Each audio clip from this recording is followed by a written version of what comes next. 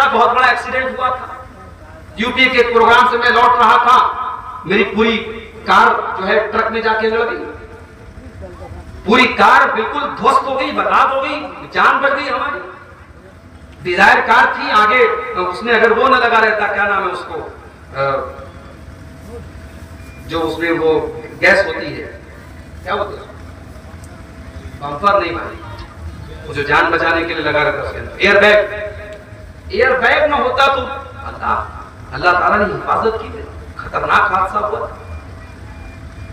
है तो मुझे कोई चोट नहीं आई, मगर एक हफ्ते तक ऐसा लग रहा था पूरी बॉडी हिल रही है, दुख रहा था, पूरा बदन दुख रहा था, इतना खतरनाक हादसा था। पीछे जो हमारे साथी गए थे उनके तो सर में चोट लगी थी खतरनाक तरीके से, और तो ऐसा बेहोश हो गए, मुझे लगा वो तो अल्लाह को प्यारे हो गए। ड्राइवर के पैर में खतरनाक चोट आई, और उसी के 1-2 दिन के बाद मेरा प्रोग्राम था झारखंड में पाकुड़ में। अब मैं कह रहा हूँ भाई मैं नहीं आ सकता यार, तबीयत नहीं सही है, इतना बड़ा हादसा हुआ है। अरे शेख आप नहीं आएंगे तो ये हो जाएगा, वो हो जाएगा, हम क्या जवाब देंगे। भाई मजबूरी हो सकती है, कोई इंसान अगर वादा करने के बाद नहीं आया है तो जरूरी नहीं कि उसने वादा खिलाफी की हो, उसके साथ मसाइल हो सकते हैं, उसके घर में कोई मसला हो सकता है, कोई बीमारी हो सकती है, कोई हादसा हो सकता है। अभी इस इलाके में 2 बार ऐसा हुआ कि मैं टाइम देके नहीं आया। अब मुजीबुर रहमान साहब भी परेशान है कि शेख नहीं आप आ जाए। कटिहार से मेरे पास फोन आ रहा है कि नहीं मौलाना आप आ जाइए, और मैं जानता था मौसम खराब होगा, ये हालात होंगे, सामने 20-25 लोग बैठे होंगे बस। भाई जब मजमा होता है तो बोलने वाले को भी अच्छा लगता है, मजमा कम होता है तो बोलने वाले का हौसला भी डाउन हो जाता है, फर्क पड़ता है। मैं जानता था मौसम खराब होगा, पब्लिक रुकेगी नहीं, लेकिन अब वादा हो चुका है, और मैंने सोचा चलो भाई कम से कम 2 बार ऐसा हो चुका है, आज तो किसी तरीके से पहुंचता हूं। मेरे घर वाले मना करते हैं आप 4 व्हीलर का सफर मत किया कीजिए, रोड का सफर मत किया कीजिए, रिस्क है। हमारे ड्राइवर साहब बेचारे बड़ी स्पीड में चला के लेके आते हैं, हमारे बड़े जान पहचान के ड्राइवर हैं, अच्छे ड्राइवर हैं, मैं बिहार में कहीं जाता हूं उनको लेके जाता हूं, भरोसा है मुझे, लेकिन है तो इंसान। गाड़ी चल रही है 100 की स्पीड में, 150 की स्पीड में, सामने से कुछ भी आ सकता है, बिल्ली आ गई, कुत्ता आ गया, फिर गाड़ी कंट्रोल करना मुश्किल है, तो क्या होगा भाई। तो ये जान हथेली पे रख के हम लोग चलते हैं मेरे भाई। और मैं तो कभी कभी सोचता हूं कि जितना मैंने बाई रोड सफर किया, मैं फख्र के तौर पे नहीं कहता, अल्लाह का शुक्र अदा करता हूं कि जितना बाई रोड और जितना लंबा लंबा सफर मैंने किया है शायद किसी ने किया हो। और सिर्फ सफर करना नहीं होता, ऐसा भी हुआ है बनारस से 600 किलोमीटर दूर धनबाद में मेरा प्रोग्राम था, अभी 1 महीना हो रहा है, और इत्तेफाक से वो प्रोग्राम 20 के दिन में था। हमारे मुजीबुर रहमान भाई ने जब हमारे आज की ये प्रोग्राम की डेट ली, मैंने कहा कि देखिए मैं जुमेरात के अलावा कोई और दिन टाइम नहीं दे सकता, जुमेरात के अलावा कोई और दिन टाइम आप मुझसे लेंगे, मुझे छुट्टी लेना पड़ेगा, मैं टीचर आदमी हूं, छुट्टी मेरे पास नहीं है। जुमेरात के दिन आप लेंगे, मैं कोशिश करूंगा आने की, अगला दिन जुमा रहेगा, मसला नहीं रहेगा मेरे। धनबाद में प्रोग्राम था, बुध का दिन था, बनारस से कार लेके 600 किलोमीटर जाना, रात में पहुंचना, प्रोग्राम करना, फिर वापस आना बनारस।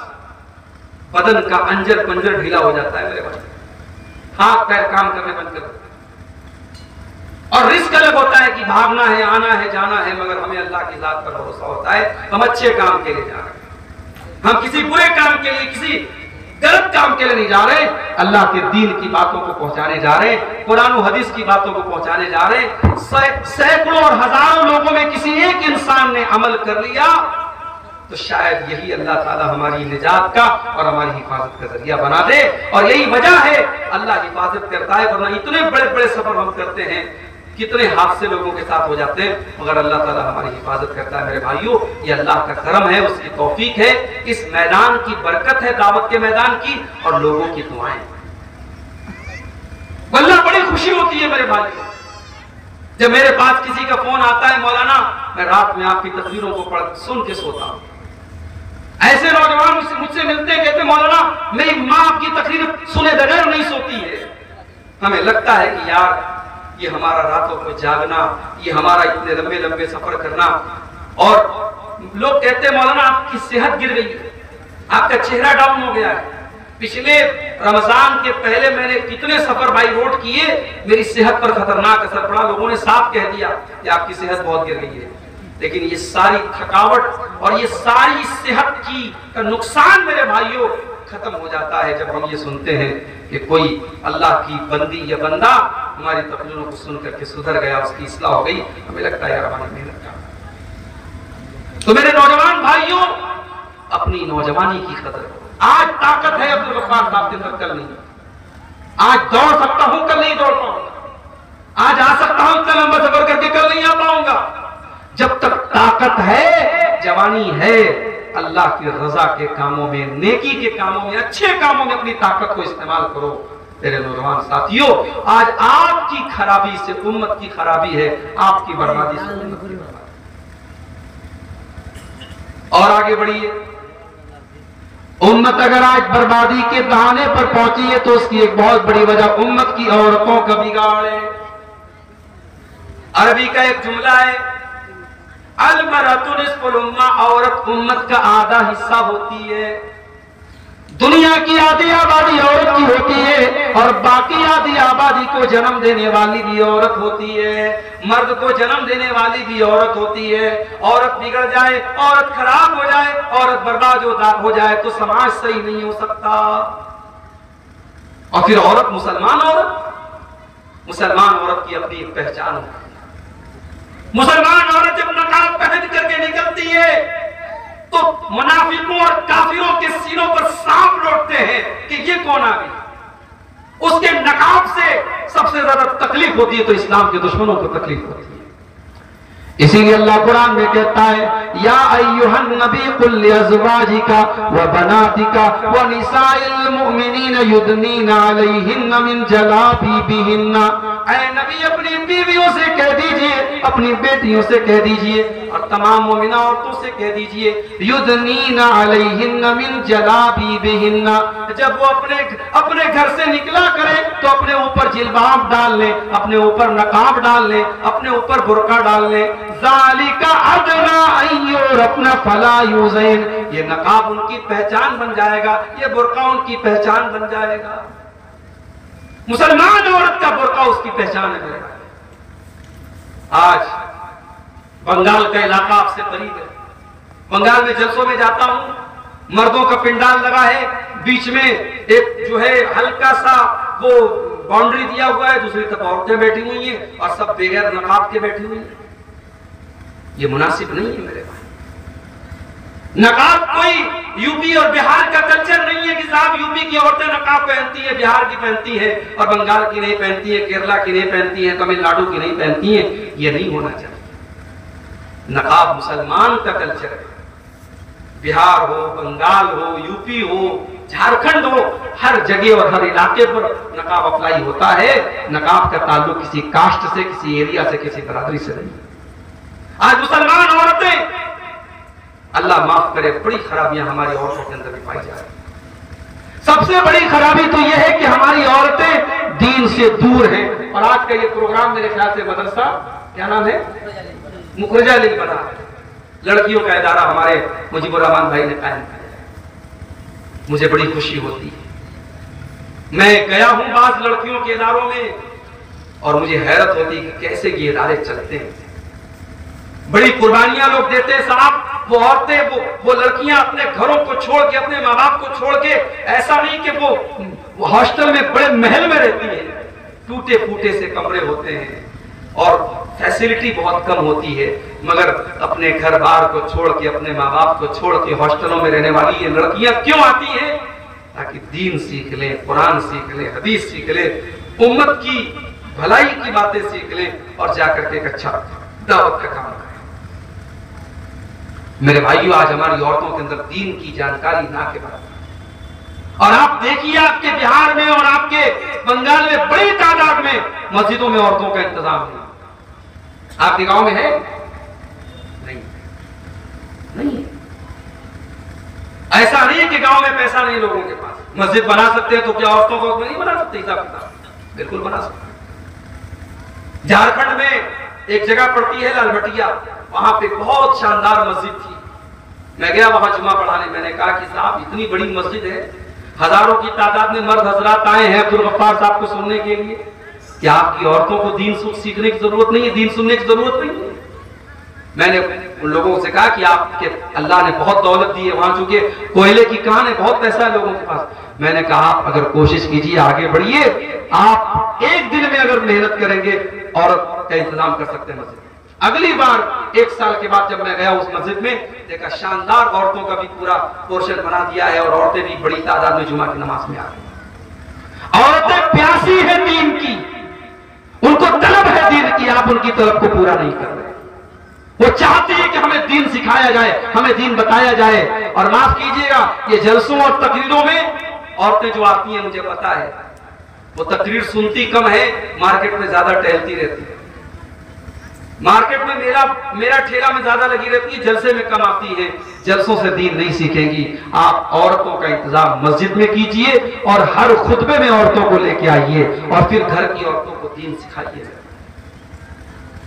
अल्लाह के नबी फरमाते हैं, नेमन निसाउ, हजरत आयशा फरमाती हैं, नेमन निसाउ निसाउल अंसार, अंसार की औरतें बड़ी बेहतरीन औरतें होती हैं। ला यमनउहुन्नल हयाउ अन यतफक्कान फिद्दीन, वो दीन सीखने के मामले में शर्माती नहीं है। औरतें दीन सीखने के मामले में शर्माती नहीं। अंसार की औरतें दीन सीखने के मामले में शर्माती नहीं। वो नबी के पास आकर के बड़े प्राइवेट किस्म के मसले पूछती थी, हैज का मसला पूछती थी, मियां बीवी के मुलाकात का मसला, बड़े प्राइवेट किस्म के मसले भी पूछती थी। वो दीन सीखने के मामले में शर्माती नहीं। तो अपनी औरतों को दीन सिखाओ मेरे भाई। आज औरतों के अंदर बड़ी जहालत है। शादियों में औरतें क्या क्या कर रही हैं, सिंदूर लगा रही हैं, माथे की बिंदिया टीका लगा रही हैं।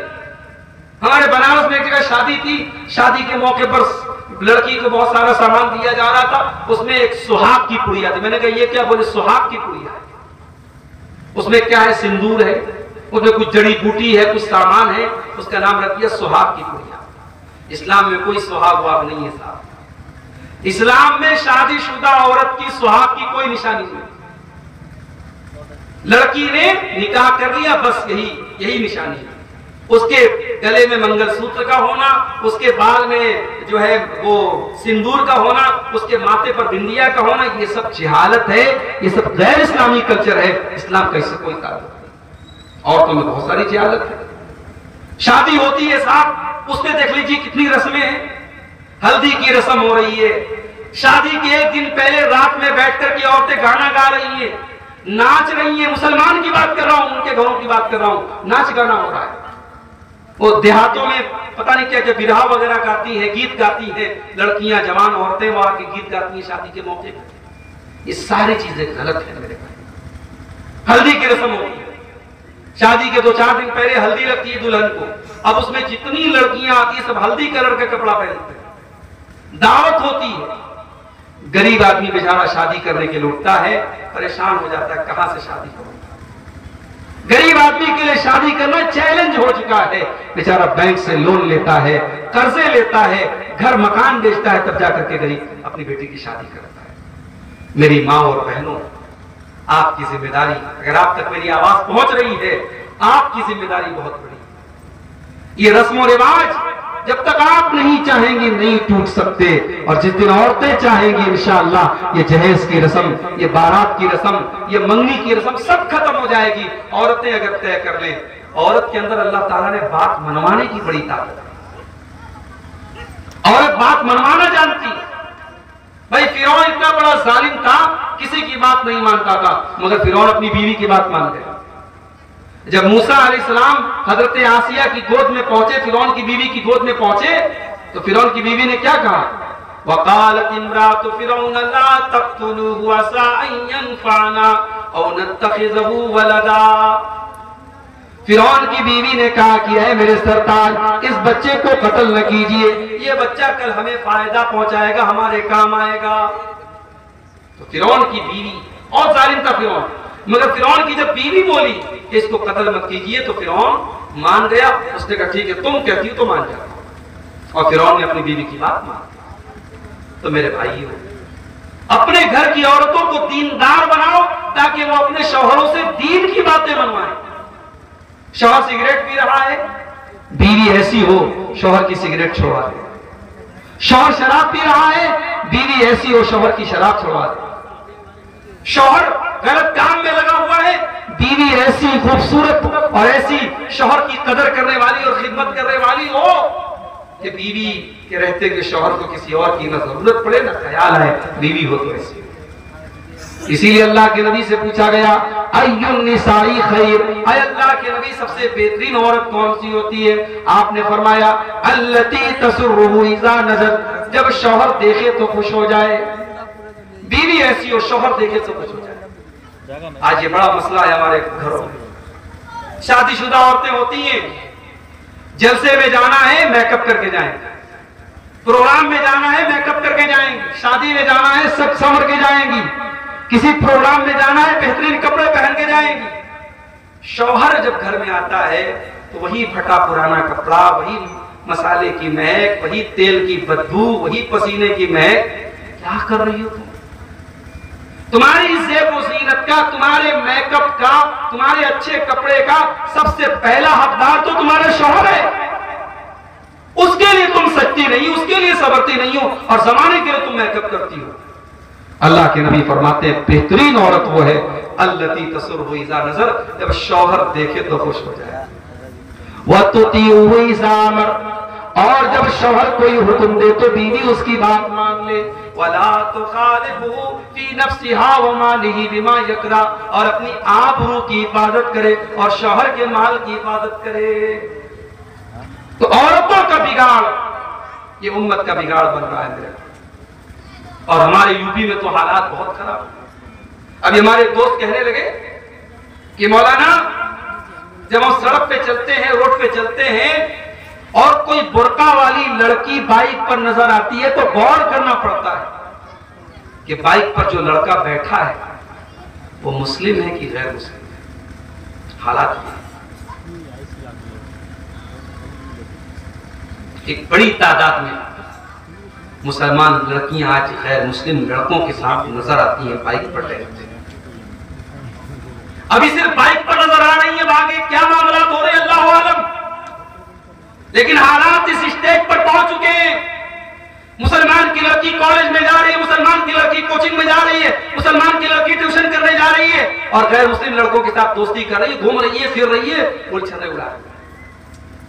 और फिर हालात ये भी आते हैं कि साहब उनके साथ फरार हो जाती है और अपने माँ बाप की नाक कटवा करके उसके मजहब में दाखिल भी हो जाती है, मुर्तद भी हो जाती है। कितने वाकयात हो चुके हो रहे हैं। हमें अपनी लड़कियों को, अपने घर की औरतों को कम से कम इस लायक तो बनाए मेरे भाई कि कोई सोशल मीडिया पे आके कोई उनको आई लव यू और मोहब्बत का इकरार करके कोई उनको अपने जाल में न फंसा ले। कम से कम इस लायक तो अपनी बच्चियों को बनाओ। ईमान इतना हकीर है, ईमान इतना सस्ता है। किसी ने मोहब्बत के दो चार बोल दिए, किसी ने आई लव यू बोल दिया, किसी ने मोहब्बत का इकरार कर दिया, ये लट्टू हो गई, अपना दीन, अपने जान, अपनी आबरू सब बर्बाद कर डाली। नहीं मेरे भाई, नहीं मेरी माँ और बहन, अपने ईमान की हिफाजत करो, अपने दीन की कदर करो, अपने ईमान और तौहीद की हिफाजत करो। हमने हजरत सुमैया का वाकया पढ़ा है। सुमैया बूढ़ी हो चुकी है, जवान बेटा आंखों के सामने मौजूद है और अबू जहल कहता है सुमैया अगर तूने मोहम्मद का दीन न छोड़ा, इस्लाम न छोड़ा, ऐ सुमैया तेरे जवान बेटे के सामने तुझे नंगा कर देंगे। एक माँ अपने जवान बेटे के सामने नंगी हो जाए, ये कोई मामूली बात तो नहीं है मेरे भाई, बड़ी आसाइश में। सुमैया का जवान बेटा उनकी आंखों के सामने है और अबू जहल कहता अगर तूने मोहम्मद का दीन नहीं छोड़ा हम तुझे नंगा कर देंगे। सुमैया ने ये आजमाइश भी दोबारा कर ली और जवान बेटे के सामने उसके बदन का कपड़ा उतार दिया गया और अबू जहल ने बर्छी मार करके उनकी शर्मगाह पर हमला करके उनको शहीद कर डाला।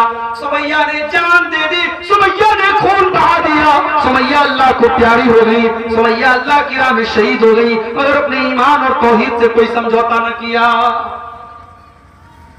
जंग उहद के मैदान में एक औरत आती, उसका बेटा शहीद हो चुका है, बेटे की लाश पड़ी है, औरत जंग के मैदान में आती है और चेहरा ढांक करके आती है। किसी ने कहा अम्मा तेरा बेटा तो शहीद हो चुका है, अम्मा तेरा बेटा तो शहीद हो चुका है और तू चेहरा चेहरा ढांक करके मैदान में आती है, तुझे आज इस मौके पर भी पर्दे की पड़ी है, अपना चेहरा ढांकने की पड़ी है। औरत कहती है इन्नी रोजी तो इब्नी वल मुर्जा हयाई, ओ लोगों मैंने बेटे को खोया है, मैंने शर्मो हया को नहीं खोया है। मेरा बेटा गया है, मेरी शर्मो हया नहीं गई है, मेरा पर्दा नहीं गया है। फलस्तीन के हालात हमारी आंखों के सामने, वहां खाने को खाना नहीं है, पीने को पानी नहीं है। मदद करने वाले जब खाना लेकर के पहुंचते हैं, कैमरा लेकर के फोटो खींचने के लिए, और जब वो घर में दाखिल होते हैं फलस्तीन के मुसलमान के घर में, जवान लड़की सामने आती है, जैसे ही देखती कैमरा है फौरन जल्दी से साइड हो जाती है। कैमरे के सामने आना, अपने चेहरे को किसी गैर महरम को दिखाना, इस मुसीबत की और तकलीफ में टाइम में भी फलस्तीन की औरत को गवारा नहीं है। मेरी माँ और बहनों, वहां की औरतें हमें सबक दे रही हैं, हमें पैगाम दे रही हैं कि अपने पर्दे की हिफाजत करो, अपनी शर्म हया की हिफाजत करो। और मैं अक्सर कहता हूं अपनी तकरीरों में कि औरत के जन्नत में जाना बहुत आसान है, और सिर्फ 4 काम कर ले वो जन्नत में हो जाए।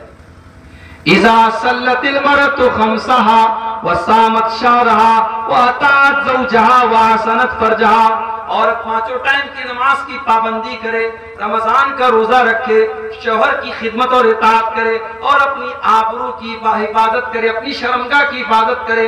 अल्लाह के नबी फरमाते हैं दखलत मिन अब्वाब बिल जन्नति शाक, ऐसी औरत जन्नत के जिस दरवाजे से चाहे वो जन्नत में जा सकती है। तो औरतों का बिगाड़ भी इस उम्मत की तबाही की बहुत बड़ी वजह है। एक और वजह है इस उम्मत की बर्बादी की, माल। देखिए लिकुल उम्मतिन फितना और फितनत उम्मती अल माल, हर उम्मत का फितना कोई ना कोई फितना होता है, और मेरी उम्मत का फितना माल।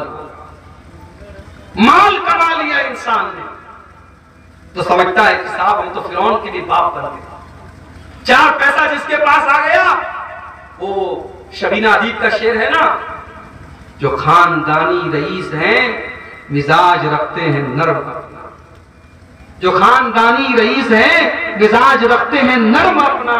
तुम्हारा लहजा बता रहा है तुम्हारी दौलत नहीं है, लहजा बताता है मेरे भाई। बड़े बड़े करोड़पति अरबपति भी रमजान में उम्रा करने आप जाएं, इफ्तार किट बांट रहे हैं वहां मक्के में मदीने में, करोड़पति, मगर साहब हाजियों की खिदमत कर रहे, उम्रा करने वालों की खिदमत कर रहे, कोई गुरूर नहीं, कोई तकब्बुर नहीं। या तो साहब 4 पैसे के आगे बाप से आदमी तमीज से बात नहीं करता, मां से तमीज से बात नहीं करता।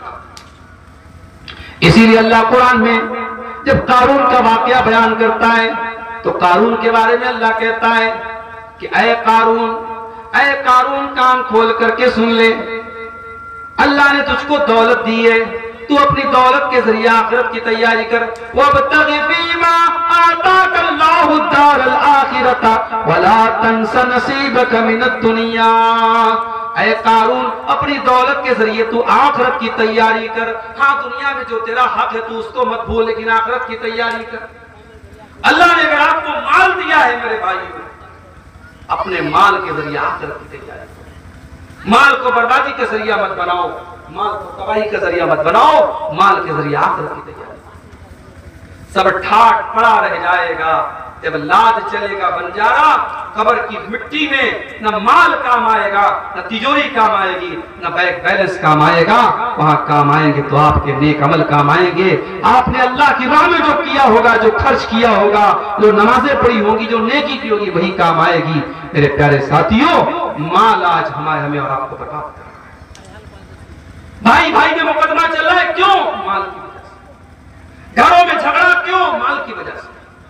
एक दूसरे की जमीन नाजायज तरीके से क्यों हथिया रहा है? माल की वजह से। एक दूसरे का माल हड़पने के लिए हर तरीका अपना रहे, क्यों? माल की मोहब्बत। इसीलिए अल्लाह कुरान में कहता है व इन्नहु लिहुब्बिल खैरि लशदीद, इंसान माल की मोहब्बत में बहुत सख्त है। तो मेरे भाइयों, माल की मोहब्बत तो नेचुरल है, लेकिन माल की मोहब्बत में इतना न बढ़े हम, इतना हद से आगे न बढ़े कि हम नाजायज और हराम काम करने लगे। और एक आखिरी 2 चीजें बयान करके बात खत्म कर रहा हूँ, क्योंकि बहुत ज्यादा वक्त लेना भी मुनासिब नहीं है। आप हजरात, चूंकि मौसम भी सही नहीं है, आप हजरात भी थक चुके होंगे। 2 चीजें और बयान करके बात खत्म करता हूँ। आज हमारी तबाही और बर्बादी की एक बहुत बड़ी वजह जो मुझे समझ में आती है वो ये है कि हम अपने उलमा से दूर हो रहे हैं, अपने उलमा से हम कट रहे हैं। इंटरनेट को आज हमने आलिम का दर्जा दे दिया, यूट्यूब को आलिम का दर्जा दे दिया, फेसबुक को आलिम का दर्जा दे दिया। फेसबुक पर कोई फतवा दे रहा है, हमने उसका फतवा सुन लिया। यूट्यूब पर कोई मसले का जवाब बता रहा है, हमने उसके मसले के जवाब को सही मान लिया। मेरे भाइयों, यूट्यूब के ऊपर और फेसबुक के ऊपर एक से एक गुमराह लोग भी मौजूद हैं और बड़े बड़े बहरूपिये भी मौजूद हैं। आलिम के भेष में शैतान भी मौजूद हैं, आलिम के भेष में आपको दीन से दूर करने वाले लोग भी मौजूद हैं। अपने उलमा से अपना ताल्लुक जोड़ो, जो सही स्कॉलर्स हैं, जो दीन के उलमा हैं, उनसे आप अपना ताल्लुक जोड़ो। मेरे प्यारे साथियों, अल्लाह के नबी फरमाते हैं कयामत के पहले एक ऐसा दौर आएगा, अल्लाह ताला दुनिया से उलमा को उठा लेगा, और जब उलमा को उठा लेगा हत्ता इज़ा लम युबक़ि आलिमन, जब उलमा नहीं बचेंगे, इत्तख़ज़न नासु रुऊसन जुहाला, तो अल्लाह तबारक व तआला के उलमा के चले जाने के बाद लोग जाहिलों को अपना सरदार बना लेंगे और जाहिलों से फतवा पूछेंगे और जाहिल उनको फतवे का जवाब देंगे और खुद भी गुमराह होंगे और दूसरों को भी गुमराह करेंगे। आपके गांव में, आपके इलाके में जो उलमा हैं, आप उनकी इज्जत कीजिए, उनकी कदर कीजिए, उनसे दीन का इल्म हासिल कीजिए और उलमा के कामों में उनका ताउन कीजिए। ये हमारे मुजीबुर रहमान भाई मदरसा चलाने में, मैं जानता हूं मदरसा चलाना कोई आसान काम नहीं। इन लड़कियों के हॉस्टल पर जो खर्च होता होगा, इनके खाने पीने पर, इनके रहने सहने पर जो खर्च होता होगा, आज के इस दौर में मदरसा चलाना बड़ा मुश्किल काम है। और गैरों की नजर तो है ही है, दुश्मनों की नजर तो है ही है, हमारे अपनों की नजर भी मदरसों की तरफ बहुत टेढ़ी होती चली जा रही है और मदरसों को बहुत निशाना बनाया जा रहा है। ऐसे हालात में अगर ये मदरसे चल रहे हैं ताकि हमारी गांव की बेटियां, हमारी बच्चियां तो दीन सीखें, और अभी मेरे आने के पहले ये लड़कियां तकरीर भी कर रही थी और नज़्में भी सुना रही थी, इसका मतलब कि मेहनत हो रही है, इदारा तरक्की कर रहा है, काम कर रहा है, बस हमें उसको सपोर्ट करने की जरूरत है। इस बैकवर्ड इलाके में अगर आपके गांव में इदारा खुला है, लड़कियों का बनात खुला है, तो मेरे भाइयों आपकी जिम्मेदारी है कि आप उसको सपोर्ट करें। नबी अकरम ने अपने बच्चों की जरूरतों को कुर्बान करके मदरसा चलाया था अपने दौर में। आज हमें भी अपने बच्चों की जरूरतों को कुर्बान करके इन मदरसों का ताउन करना है। मैं आप सबसे इसके ताउन की भी अपील करता हूँ। मैं काफी थका हारा होने के बावजूद, क्योंकि डायरेक्ट मुझे स्टेज पर बुलाया गया और बगैर आराम किए, बगैर खाए पिए मैं डायरेक्ट आकर के स्टेज पर बैठ गया और ये चंद बातें मैंने आपके सामने रखी हैं उम्मत के ज़वाल के असबाब के मौजू पर। मौजू और कुशादा और वसी है, बातें और भी कही जा सकती थी, मगर मैं समझता हूँ कि खैरुल कलाम मा क़ल्ल व दल्ल, जितनी बातें कही गई, बातें कम हो लेकिन मजबूत हो, मुदल्लल हो और लोगों को समझ में आए, वो काफ़ी है। अगर इतनी ही बातों पर हमने अमल कर लिया तो इंशाअल्लाह हमारी हिदायत के लिए काफ़ी होगा। हम अल्लाह से दुआ करते हैं आज का ये प्रोग्राम जिस मकसद के लिए किया गया है, अल्लाह उस मकसद में जलसे के मुंतज़मीन को कामयाब करे और मदरसा मखरजा लिल बनात जो है, अल्लाह ताला इस इदारे को मज़ीद तरक्की अता फरमाए। इस इदारे की जो फारिगात हैं, जो लड़कियां यहाँ पढ़ रही हैं, अल्लाह उनको दीन की सच्ची दाइया और आलिमा बनाए। अल्लाह ताला हम सबको अपने दीन पर अमल करने वाला बनाए, जब तक दुनिया में जिंदा रखे, इस्लाम पर जिंदा रखे और हम सब का खात्मा ईमान पर हो। आमीन व आखिर दावाना अनिल हम्दुलिल्लाहि रब्बिल आलमीन।